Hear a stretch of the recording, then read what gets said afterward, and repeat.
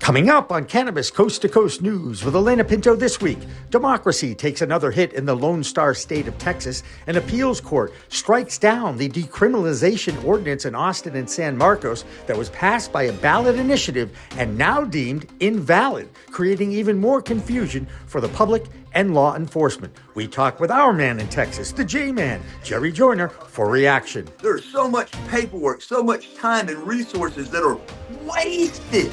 Now, I'm not talking about wasted by getting wasted. We're talking about wasted taxpayer dollars. Plus, last week, Kimmie from Oklahoma told us all about a new study on the effectiveness of cannabis on cancer treatment. And now there's even more attention to that recent analysis of over 10,000 studies. And the U.S. Attorney for Washington, D.C. comes down hard on a licensed medical dispensary doing business in the shadows of the Capitol and, according to the DOJ, is way too close to 4 Catholic schools in that neighborhood. Plus, Cheech and Chong return to the big screen with the release of a movie documentary on their incredible journey as America's weed divas, including an appearance on NBC's Today Show. And a review of 420 sales and what impact did falling on Easter Sunday this year do to sales around the country. All that and state reports from coast to coast on Cannabis Coast to Coast News with Alaina Pinto next.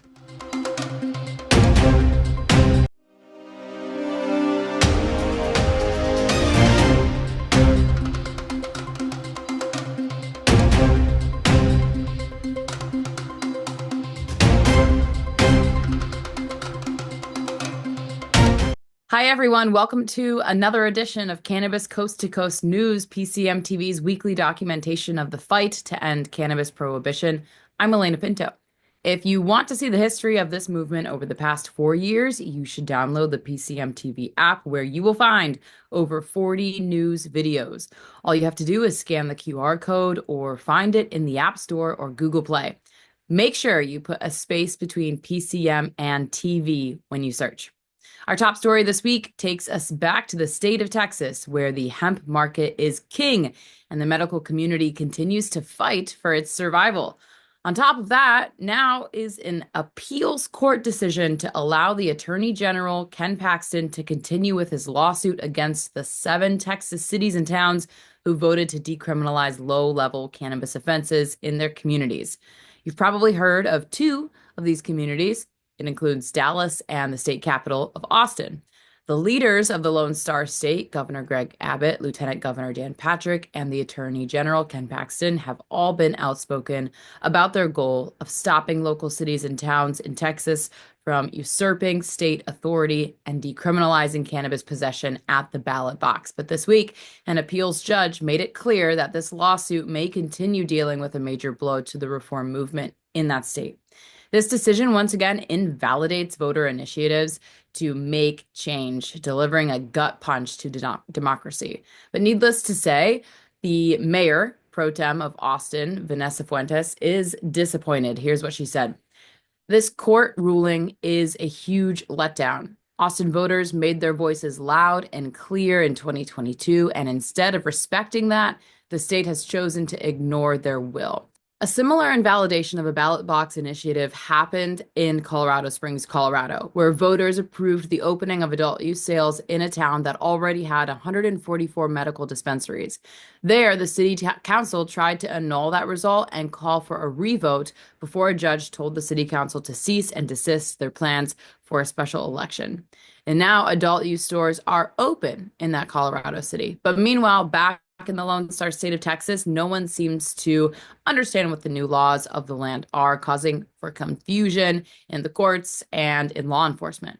PCM TV founder Jimmy Young talked with a rather outspoken Texas native named Jerry Joyner, who is known as the J-Man. Thanks, Alaina. Well, we are continuing on with our coverage of our lead story this week. What is going on in the state of Texas, the Lone Star State, as it is known?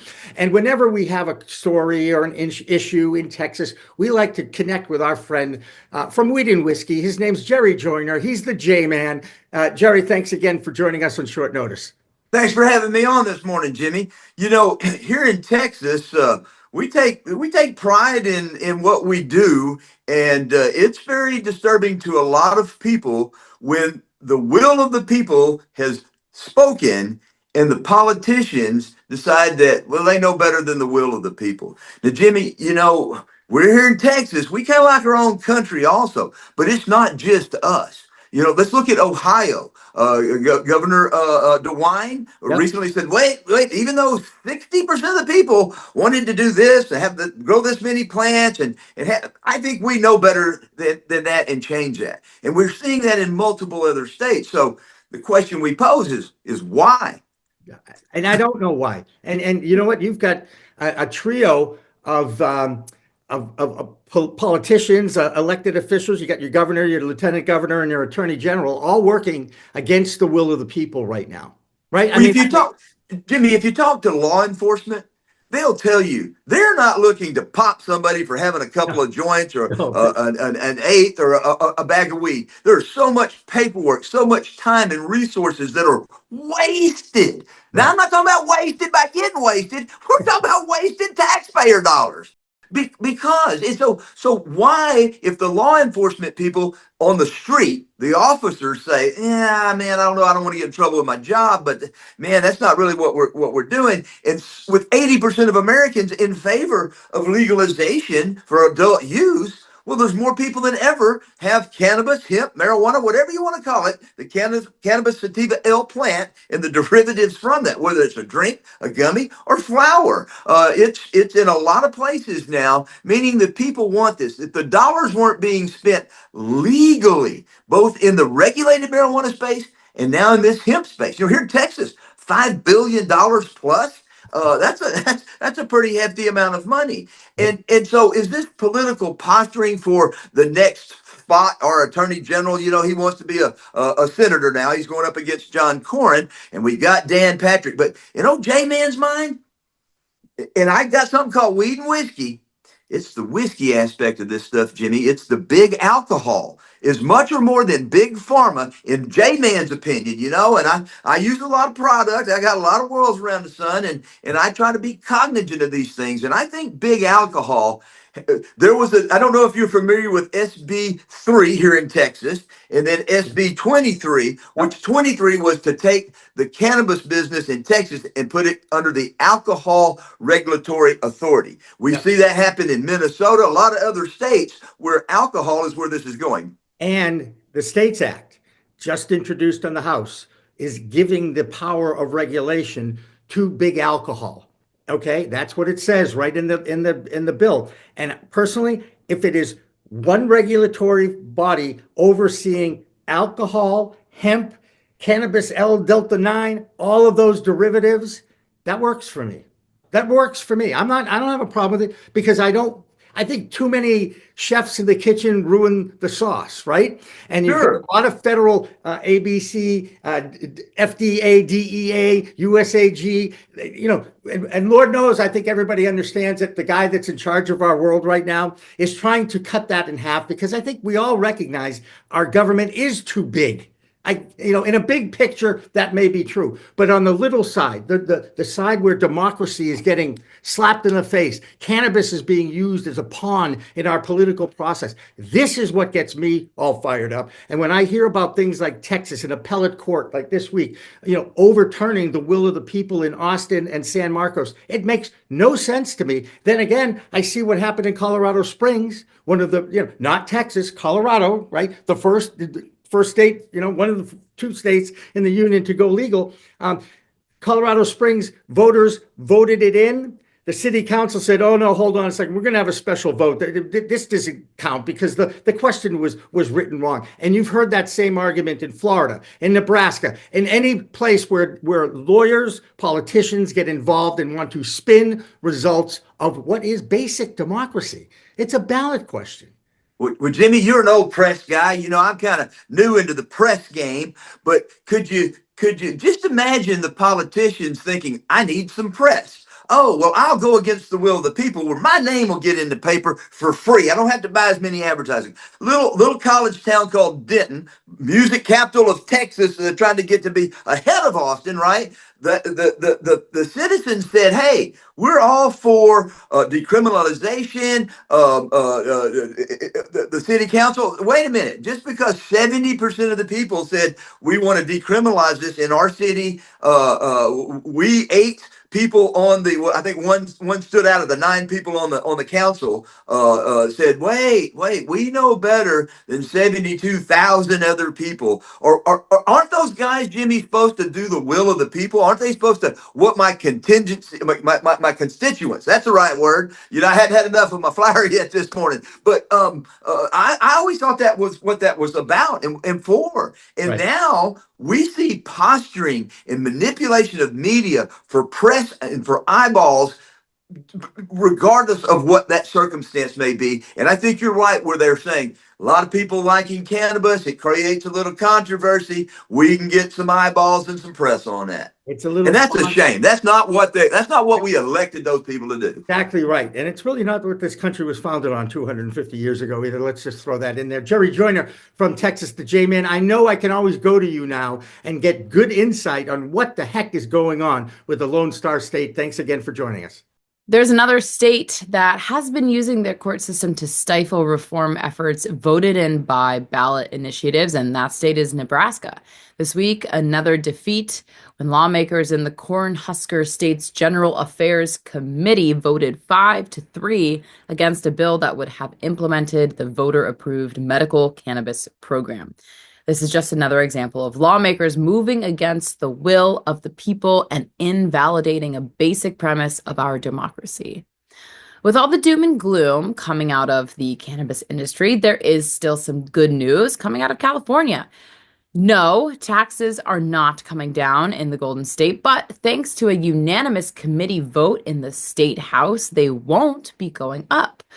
There was a scheduled increase in taxes that got shot down this past week, and Dina Naguib has that story in her California report.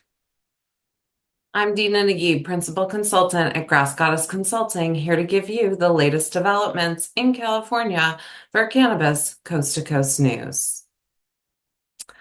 First off, we have some good news from Sacramento, where the state's Assembly Business and Professions Committee voted 15-0 in support of Assembly Bill 564, which would prevent the excise tax hike to 19% and freeze the rate at 15%.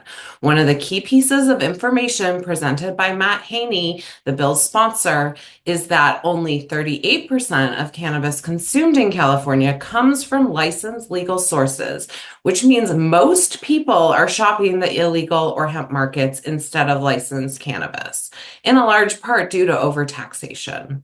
There are still a number of hurdles for this bill to pass, but this is a step in the right direction. Next, I have an update on last week's story regarding the suspension of a testing lab's license. Bell Costa Labs is suing the Department of Cannabis Control, stating that it harmed its business by suspending its license without any formal hearing or means for the lab to contest or appeal the process. Bell Costa states that the DCC had taken no action on their renewal application filed last November and waited until weeks before their license was due to expire, when the lab was most vulnerable, to suspend their permit. In addition, Bell Costa Labs alleges that 2 competing labs are colluding to manipulate the media and the DCC to put their competition out of business. These labs, Resco Laboratories and Infinite Chemical Analysis, file lawsuits against Bell Costa alleging manipulation of results. Lots of shots fired in this one, but it's California. Is anyone surprised by all the litigation? That's it. I'm Dina Naguib for Cannabis Coast to Coast News. More note from California this week. For the first time, a legal grow facility is teaming up with a 2-star Michelin restaurant to create a new twist on farm-to-table dishes. Yes, These will be infused offerings from Sonoma Hills Farm and a specific strain called Lazy Bear Reserve. The Lazy Bear restaurant is located in San Francisco, and no, they don't deliver out of state. Back on the East Coast in Washington, D.C., there wasn't a lot of movement in reaction to the filing of the States Act 2.0 in the House of Representatives. And that's the bipartisan legalization bill we told you about last week that is being sponsored by Republican Congressman Dave Joyce out of Ohio.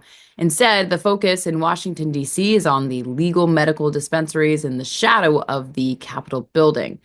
There's always been an awkward acceptance of medical dispensaries in the district since approval of allowing that industry to operate without federal interference. But now that might be changing. The DOJ is taking an interest in enforcing some of that district's compliance rules that have been allowed, including the spacing of dispensaries from schools. Here's Andrew Behringer with that story. I'm Andrew Behringer with the Washington, D.C. report for Cannabis Coast to Coast News. Federal crackdown looms for a D.C. cannabis dispensary. Recently, a medical cannabis dispensary in Washington, D.C. has received a stern warning from the federal authorities, potentially signaling a shift in cannabis enforcement under the current Trump administration. The current U.S. Attorney Edward R. Martin Jr. sent a warning letter to Green Theory dispensary operators, citing potential violations of federal law despite the businesses being approved under local regulations. The central issue, Green Theory's proximity to 5 schools, including Our Lady of Victory Catholic School and the Lab School. Federal law prohibits cannabis businesses within 1,000 feet of schools with enhanced penalties possible for violations. The situation highlights the ongoing tension between federal and local cannabis laws. While DC's regulations only prohibit dispensaries within 300 feet of schools, with exceptions for commercially zoned areas, federal standards are much stricter. This federal warning comes shortly after the White House called DC's cannabis decriminalization a failed policy, and President Trump signed an executive order aimed at beautifying DC that includes addressing drug issues. This move raises questions about the administration's cannabis stance, particularly since Trump previously endorsed cannabis rescheduling during his campaign. A recent poll shows that most Republicans do support various cannabis reforms, including state autonomy on cannabis laws. Green Theory must respond by May 12th to questions about their awareness of federal laws and compliance efforts. Well, that's the Washington, D.C. report. I'm Andrew Behringer, reporting for Cannabis Coast to Coast News. One more note out of D.C. after the DEA did a great job of ending the rescheduling initiative started by the Biden administration by postponing a final hearing on the matter. At the time, a group of doctors filed suit against the DEA for not allowing them to testify. And now those doctors have rescinded their lawsuit, basically succumbing to the delay tactics put forth by the DEA when rescheduling seemed imminent, and now is on permanent hold. Another example of cannabis being used as a political tool is going on in Arizona. Here's Karen Black with that story. I'm Karen Black from Greenfinger Consulting with the Arizona Cannabis Report for Cannabis Coast to Coast News. Did insider access lead to a late-issued license? One cannabis company thinks so. Arizona Wellness Center Springerville LLC filed a lawsuit in Maricopa County Superior Court against Governor Katie Hobbs, her chief of staff, and state health officials. The suit alleges they improperly helped Trulieve secure a marijuana establishment license after the legal deadline. The company claims the governor's aide coordinated with the Trulieve lobbyists to push through the license for Trulieve's subsidiary, Sherry Dunn LLC, despite previous court orders barring late approvals. State officials deny any wrongdoing, calling the lawsuit sour grapes, and saying the decision to settle with Trulieve was based on unique legal circumstances and prior Supreme Court rulings, not a special treatment. Stay tuned to see how this shakes out. And the crackdown begins. Arizona began enforcing a statewide ban on unlicensed sales of THC-infused products, including hemp-derived edibles and drinks, on April 24th. Now, only licensed dispensaries can sell these items, and violators risk fines and jail, even if the THC comes from federally legal hemp.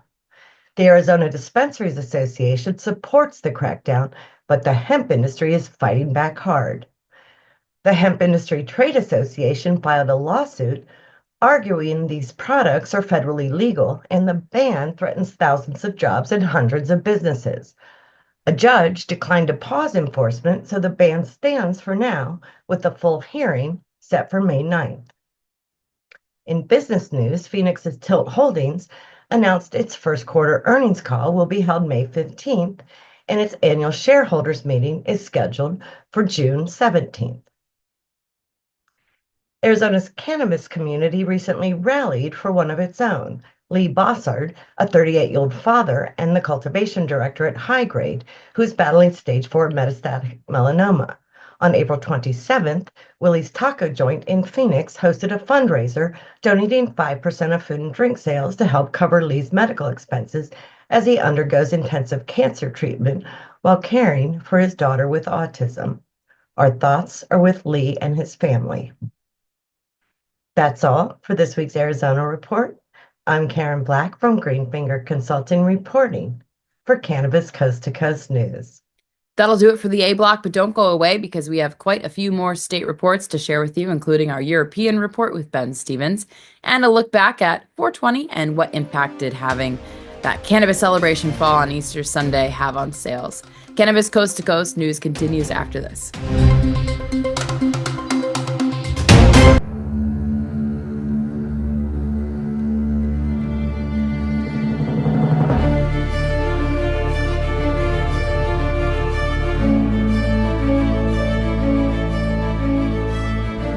What if we're right? What if all of a sudden they discovered that there is medical use for marijuana and that it is good for you and it's better than alcohol and it's better than opioids and it helps your health? What if we're right? What if they find that out? Specific cannabinoids have medical value. These are facts. I'm here today in hopes to assist in removing the demonized stigma of cannabis and the perception that cannabis is just about getting high. The true base of this plant has to be known. I don't think anybody should ever go to jail for cannabis. Get some medicine, and everybody should have access to it. This is something which, at the very, very least, is the key to alleviating suffering and extending life for millions of human beings. Right? For returning some kind of balance to our society, and quite possibly of restoring our planet's natural balance as well.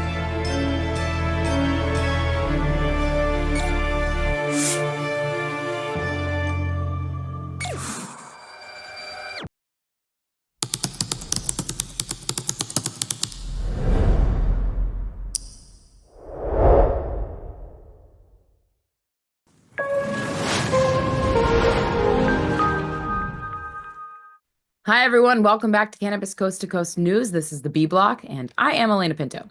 The country of Slovenia has introduced a bill paving the way for a medicinal cannabis industry to open up. There were 2 successful referendums in that country that were pro-cannabis last year, and now there is enough political support to move forward. The bill would legalize the use of cannabis extracts, plants, and rosin for medical and research purposes. The Ministry of Health would be overseeing the research efforts, while the Public Agency for Medicines and Medical Devices would be responsible for the regulations for production and distribution. That's not the only story, though, coming out of Europe this week, and this next one concerns the country of Israel. The proposed tariffs there on Canadian imported cannabis and how this could impact Canadian exports and Israeli imports.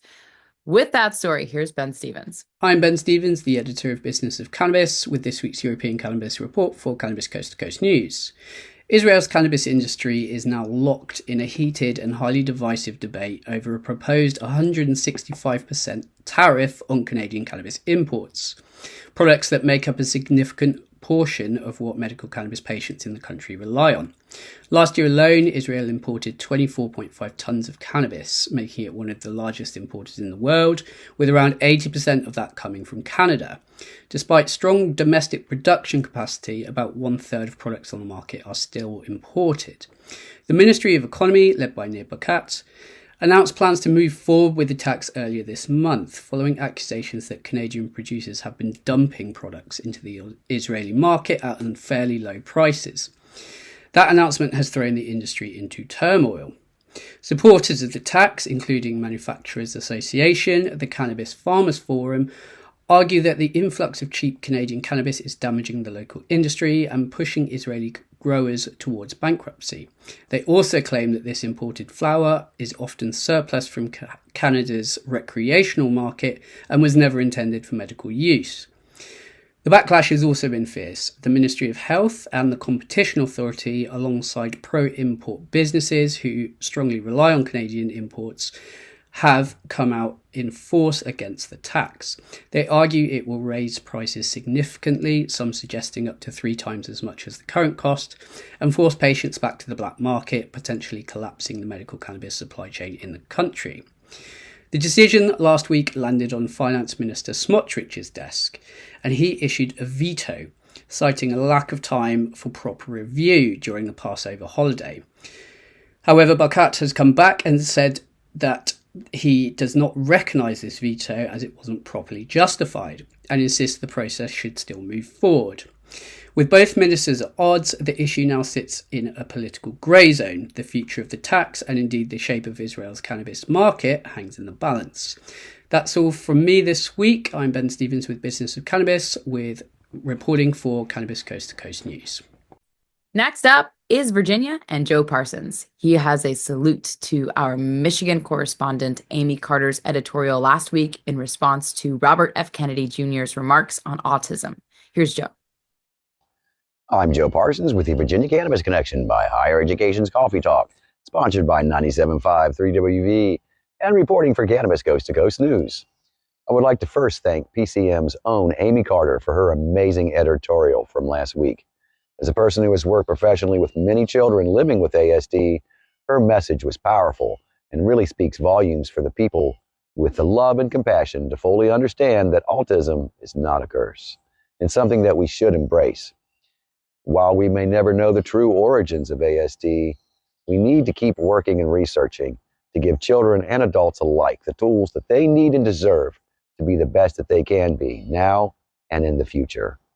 For years, cannabis has been used as a political tool, and we've been told for over 50 years that cannabis has no real medical value and that it is highly addictive, harmful, and leads to other drugs. In recent years, however, many research studies have concluded that yes, indeed, cannabis is not the demon drug that it has been known to be, and has many positive medical properties and uses. I should know. Last week, just as Robert F. Kennedy Jr. said his questionable remarks, a new study was presented to the 2025 European Congress of Psychiatry in Madrid, Spain. The study concluded that while more research was still needed, they have enough evidence to, quote, support the potential consideration of CBD cannabis extracts in ASD treatment plans, end quote. The study was on children between the ages of 5 and 21 with a mean age of 10 and a half. And the data from 3 published studies concluded that younger patients given CBD appeared to provide meaningful benefits for younger patients with ASD, showing moderate improvements in social responsiveness and small but notable reductions in disruptive behaviors and anxiety. These positive results, along with no notable adverse side effects, are more proof of the amazing healing powers of cannabis, and more reason to leave ASD policies to actual doctors and scientists instead of lawyers. I will continue to update this story as it develops. Well, that's going to do it for this week's Higher Education's Coffee Talk, sponsored by 97.5 3WV in Charlottesville, and always reporting for Cannabis Coast to Coast News. I'm Joe Parsons. Until next time, stay lifted. I'm Xavier Jaillet, chair of the Colorado chapter of the Cannabis Chamber of Commerce and an attorney at McDonald Hopkins Law Firm. And here's what's happening in Colorado cannabis news this week. Just about 2 weeks ago, stores in Colorado Springs that were previously just medical cannabis stores were allowed to begin adult use sales. On April 15th, over 22 stores in Colorado Springs began offering cannabis and marijuana products to adults over the age of 21. This is a remarkable development for a jurisdiction that has for a long time stayed medical only since Colorado passed adult use cannabis in 2014, so it's been just over 11 years. And this is just in time for 420 sales here in 2025. Now, store owners are reporting a initial immense growth and interest in their products, with sales ticking upwards from where they had been in previous years, as there have been long complaints of medical-only sales continuously dwindling in Colorado Springs. Now, this marks a continued expansion of adult use access here in Colorado, and is a sure sign of many other jurisdictions that have been holdouts to the adult use industry, to eventually, of course, switching sides. Now, Colorado Springs, many listeners will know, has had a rocky rollout, with voters initially approving adult use sales of cannabis in the November election, and then Colorado Springs Council city members attempting to reissue that vote to residents of the city, claiming that they had perhaps been duped by ambiguous or confusing language in the initial ballot. A Colorado judge blocked that attempt, and adult use sales proceeded as voters authorized in November on April 15th. That's it for Colorado Cannabis News this week. My name is Xavier Jaillet for Cannabis Coast to Coast News. Last week, Kimmie Cannabis in Oklahoma shared a story about a research study that analyzed over 10,000 results from other studies looking at the impact of cannabis as a treatment for cancer. That study was picked up by hundreds of thousands of periodicals who shared the news that many in the industry have known for years. Cannabis can have a huge positive impact on cancer treatments and even the prevention of that horrible disease. The study was published in the journal Frontiers in Oncology, and the results were powerful. The Chopra Foundation in New York and the Whole Health Oncology Institute in Hawaii reviewed data from over 10,000 existing peer-reviewed studies.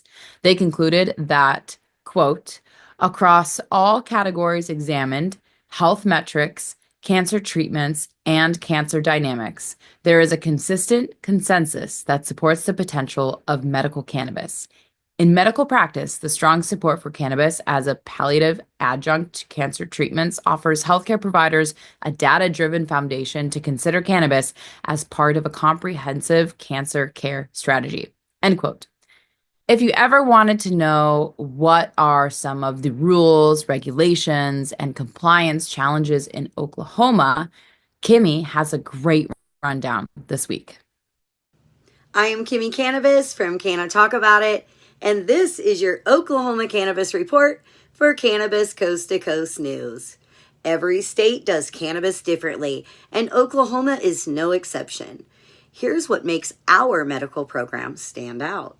Patients can carry up to 3 ounces of cannabis on them, grow 6 mature plants and 6 seedlings at home, and keep up to 8 ounces stored. They're also allowed 1 ounce of concentrates and 72 ounces of edibles in the residence.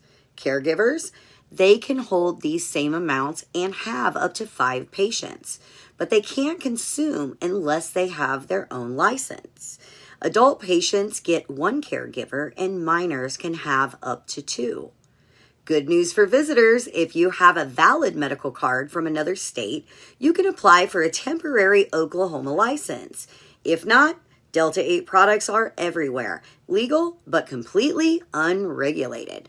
And yes, even available at gas stations. Cannabis use is allowed anywhere cigarette smoking is permitted. Bars, patios, you name it, as long as the business owner says yes. While standalone lounges have struggled to survive, cannabis-friendly coffee shops are booming, hosting events like Puff and Paint Nights, Cannabis Yoga, and more. Quick heads up, if you own a dispensary, you can't run a lounge at the same location. It must have a separate address and entrance. And big news, Oklahoma just held its first psychedelic conference, packed with education and major support from the cannabis community.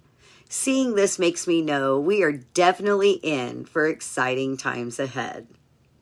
That's it for your Oklahoma cannabis update for Cannabis Coast to Coast News. Peace, love, and all that good stuff.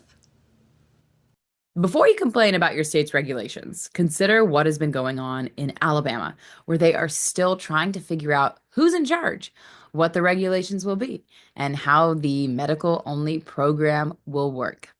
Think about it. In 2021, Alabama became the 36th state to decriminalize cannabis while starting its medical program. 4 years later, not one dispensary is open, not one patient has been certified, and they are still arresting their citizens for possession crimes. Multiple lawsuits, finger pointing, and many delay tactics have completely stifled the launch of the program, and now it will be late this year or even 2026 when Alabama opens its first medical dispensary. Other states are just moving along, making changes when necessary. Case in point is Maryland, where their governor, Wes Moore, is one of the more proactive proponents of cannabis reform. Here's Christopher Bright with more from his state. Hey, I'm Christopher Bright from the Enlightened Voice. Welcome to Cannabis Coast to Coast News. I'll be bringing you the latest cannabis headlines from Maryland. Maryland Governor Wes Moore has signed several cannabis bills into law, bringing significant updates to state policies. One bill shields records of pardoned low-level marijuana convictions from public view and expands expungement eligibility. Governor Moore said this is about common sense helping neighbors move forward without a wall of paperwork blocking jobs and housing. Consumption lounges. Another bill clarifies rules on the on-site cannabis lounges, launches a second licensing lottery with up to 120 new dispensary licenses, and allows for lounges to operate as food facilities. It also extends medical cannabis delivery to July 2026. A third bill legalizes homemade marijuana edibles and concentrates for personal use while reducing penalties for high-volume possession from a felony to a misdemeanor. Liz Busnett of the Last Prisoner Project hailed the expungement reform as a crucial step in addressing decades of cannabis criminalization harms. These laws aim to support Maryland's strength and communities. And now we have our content creator of the week. I would like to shine a spotlight on Elliot, or as most know him, Lord Baltimore. Elliot embodies the essence of high-functioning stoner and smashes every stereotype of laziness. From his podcast, Let's Talk About It, to his mastery in jiu-jitsu, and even completing a 32-mile marathon, he inspires us to push beyond our limits even as stoners. Please be sure to check out his podcast on Spotify and follow him on his IG at Lord Baltimore. And that's this week's Maryland's Cannabis Report. I'm Christopher Bright from the Enlightened Voice, reporting for Cannabis Coast to Coast News. Next up, it's Doug Miller's turn to take a look at the publicly traded stocks in cannabis, and this week he takes a look at Tilray. I'm Doug Miller from High on Wall Street with this week's Cannabis Stock Report for Cannabis Coast to Coast News. Tilray Medical is leaving New Zealand's medical cannabis market to focus its medical marijuana operations in Australia. The Sydney-based medical cannabis company said its final day operating in New Zealand will be May 31st. The company, which reported international sales of $13.9 million during the 3 months ending February 28th, said no Tilray employees were impacted by the decision to exit the market. Let's see how Tilray's stock chart looks. It's trading around 49 cents and appears it wants to become more bullish after it's been in this bearish trend. So be sure to trade smart and lock in those profits. And that's this week's Cannabis Stock Report. Reporting for Cannabis Coast to Coast News, I'm Doug Miller. That'll do it for the B Block. We have more coming up on Cannabis Coast to Coast News, including that report on 420 sales, and two of the most famous cannabis advocates are back on the big screen. It's Cheech and Chong, and they are making the publicity rounds for their new movie called Last Movie. More of Cannabis Coast to Coast News coming up after this.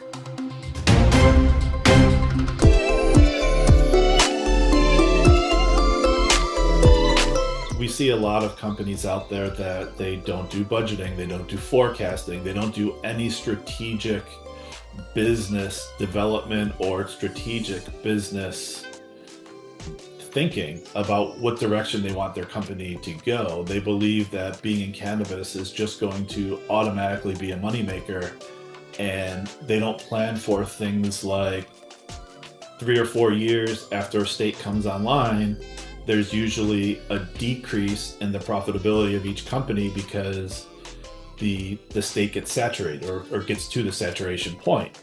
If you're not planning for that, you're going to be in trouble when that happens. And that's why we see a lot of cannabis companies go out of business or merge or get sold at that point in time.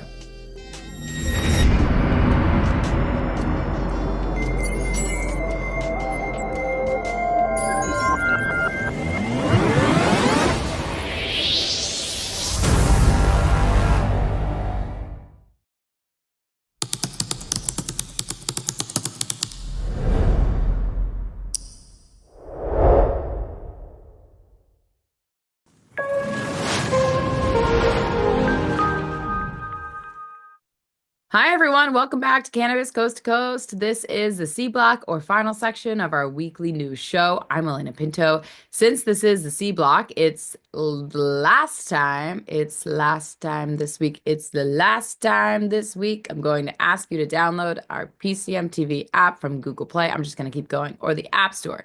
Just scan the QR code on the screen and it will take you right where you need to go. First up, this is a big week for cannabis advocacy in Washington, D.C., with the Cannabis Unity Week taking place in the nation's capital with events on Tuesday, Wednesday, and Thursday, May 1st. That's the day when cannabis advocates will rally in front of the White House. It's all organized by the Last Prisoner Project, but every major lobbying group and cannabis advocacy groups will be taking part, including the NCIA, the MPP, the Parabola Center, NORML, ICIA, and many more. Last year was a success in that it brought attention to the promises and hopes that were dashed when President Biden just couldn't finish the initiative he started late in his presidency.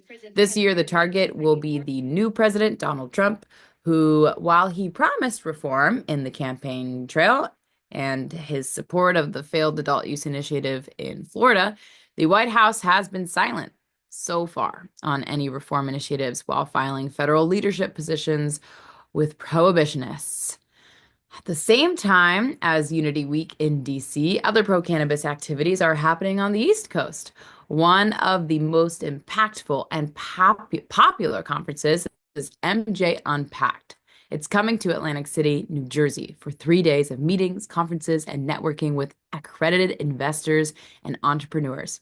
PCM TV founder Jimmy Young will be there and collecting interviews for a very special Cannabis Coast to Coast news report that will be published next week.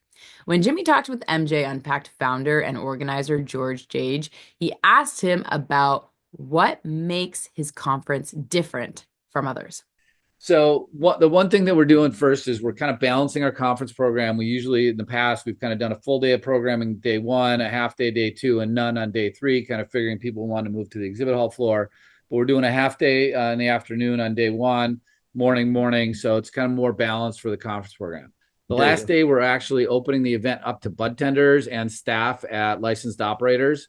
As you know, you have to be a licensed operator with the title of manager or higher to attend MJ Unpacked, or an accredited investor actively investing in this space, or a research scientist doing something meaningful in cannabis. And that's to kind of create a very curated, elevated audience. So last day, we want to bring those bud tenders in. This is a huge opportunity for brands to engage with the bud tenders, which they love doing. It's an opportunity for the bud tenders to come, learn more about those brands, and also the products and technology that's driving the industry forward. These are the future managers and possibly entrepreneurs in our industry. Here in Massachusetts, if you extend the holiday to the 2 days before Sunday, the state did $14 million in sales, and that's according to Lit Alerts. As explained in Chris Ferrone's Talking Joints memo, on Friday, April 18th, just over $5 million was sold, followed by $5 million on Saturday. On 4/20 and Easter Sunday, sales went down to just over $4 million for the day. So it means total sales over 3 days surpassed the numbers for past 4/20s in the Bay State, where in 2024, there was $8 million in sales on that one day and $7.2 million in 2023. But again, that was just for a single day, so not the whole 3 days. But here's the best news for the industry. 420 won't fall on Easter Sunday again until the year 2087. So you think cannabis will be totally legalized by then? We can only hope. Now let's check in with Marianne Corsaggi in Oregon to see how Alibi did in sales. I'm Marianne from Alibi with the Oregon Cannabis Report for Cannabis Coast to Coast News. 420 was only a week ago, and we are almost recovered. It was a big day for Alibi. OG Empire hosted the annual OG Invitational Competition. It was a competition set up with blind judging for top flower from around the state. Judges compared only the flower and the experience. There was no information provided about the cultivars, the growing method, or anything else. The judges awarded the top spot to Alibi for our Gary Poppins. The second award was the People's Choice Award. Pre-roll samples were provided to attendees, and they got to vote which variety was their favorite. Attendees overwhelmingly voted Alibi's Durban Poison as the best. It was the clean sweep for Alibi amongst a crowded room at the OG Invitational. I'm Marianne from Alibi for the Oregon Cannabis Report for Cannabis Coast to Coast News. There's another new state that is trying to catch up with legal states that surround it. It's Tennessee. This week, lawmakers there sent a bill to the governor, Bill Lee, which would set heavy restrictions on the hemp industry in that state, threatening its very existence. In Illinois, sales continue to grow. Or do they? It all depends on how you spin the numbers. And that's why we have the Chicago clone guy keeping track. Here's Mark Allen. What's up, everybody? I'm Mark Allen, the Chicago clone guy. This is Bird reporting for Cannabis Coast to Coast News, just outside of Chicago, Illinois. Thanks for tuning in. Lots going on, as always, in this area. Today, we're going to talk about money. As you know or don't know, I recently reported that 2024 was a record-breaking year for Illinois, but then again, every year in sales has been a record-breaking year the last 5 years because they keep selling more and more. But numbers are showing that the last few years, the sales are kind of in decline year over year. Specifically, year over year sales now, officially, it's down negative 0.9%. So we sold over $2 billion worth of product last year, but sales are kind of down. So they're actually selling more items in the state, which they're bragging about, but at the same time, those items are now lower value products or discounted products. So the market is starting to adjust itself accordingly in Illinois, and the Illinois Department of Agriculture has been holding back permits and slowing that down to help, reduce the inflation or deflation of these products. But, the market's going to kind of dictate what's going on there, as always. In other news, AYR Wellness is a local, actually it's not local, it's MSO. They're based out of Florida, I believe, mainly. They're shutting down 4 stores in Illinois for specific reasons that they don't have the scale to compete long-term in Illinois, which I don't really understand, but I'll tell you what I do understand. Illinois is pretty much run by Chicago and Chicago suburbs, and it's a machine. It eats you up and spits you out. It's a tough place to live and thrive, but that sums it up for this week's news for Illinois. I'm Mark Allen, the Chicago clone guy, reporting for Cannabis Coast to Coast News. This is Bird. For the cannabis community, this year it fell on Easter Sunday, and sales results from all over the country reflected that. In Ohio, they had their first 420 day of legal adult use sales, and they saw a $3 million increase. Here's Christina Brisson with the Ohio Cannabis Report. I'm Christina Brisson with Over the Top Renovations with your weekly Ohio Cannabis Report with Cannabis Coast to Coast News. A Cincinnati festival recently came under question as they advertised that they would be selling on site, which the Division of Cannabis Control says is illegal, but no deputies took any action against anyone in the festival. Belmont County recently got its first dispensary, congratulations on that. And then the Ohio versus Michigan cannabis war seems to continue. As you may know, a lot of Ohio sales go to Michigan because it's cheaper, there's more variety, the whole buying environment is totally different. It's just a way more relaxed feel. The stores are very calm. The way you get to look at everything is just very different. And with the new laws, we've talked about, they're trying to increase the tax here in Ohio and make more restrictions, which is going to continue to send our sales all the way across the border to Michigan, where right now they have 6 dispensaries alone just at I-75 where the Michigan-Ohio border is. And then last week, we saw our first legal 420 here in Ohio, where we saw an increase of $3 million in sales. That is your weekly Ohio Cannabis Report. I am Christina Brisson with Over the Top Renovations with Cannabis Coast to Coast News. And finally tonight, the two most famous names over the past 50 years in cannabis is Cheech Marin and Tommy Chong. Yes, the beloved baby boomer stoners Cheech and Chong. They have a new movie coming out, which is kind of a biopic of their lives in Hollywood. It's called The Last Movie because since both guys are in their golden years, Cheech is 78 and Tommy is 86, this might very well be their last movie, at least together. This week, they appeared on NBC's Today Show in the morning, and for some reason, everyone is always smiling when they see these two legends of the counterculture movement of the late 60s and 70s. So we're probably going to smile too when we watch that movie. That'll do it for this week's Cannabis Coast to Coast News. I'm Alaina Pinto. Remember, it's a whole new world of weed out there. Consume it responsibly. We'll see you next week. I think I messed up. Did you know there's a place that covers all the cannabis news you need? Welcome to Pro Cannabis Media, your go-to for all things cannabis. PCM is the CNBC of weed, bringing you the latest news and talk shows with a twist.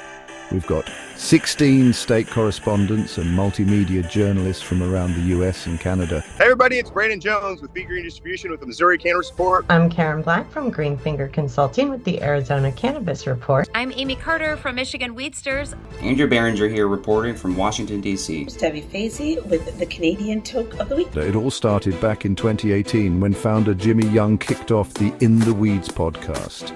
His mission? Documenting the fight to end cannabis prohibition. Fast forward to today and we've got Cannabis Coast to Coast with Alaina Pinto, delivering the nation's only TV-style cannabis news show. Hi, everyone. Welcome to another edition of Cannabis Coast to Coast, PCM TV's weekly roundup of industry news from California to New York. I'm Alaina Pinto. As of August 2024, PCM has racked up over 1.2 million views and 14.5 million impressions on our YouTube channel. With 15,000 subscribers and growing, our reach is spreading like wildfire. PCM's website, YouTube, Rumble, Discord, Roku, Twitch, Spotify, iHeartRadio, Apple Podcasts, and even our very own PCM TV app. Get your cannabis news fix with Pro Cannabis Media. We're here to keep you informed and entertained. Stay tuned and stay lifted.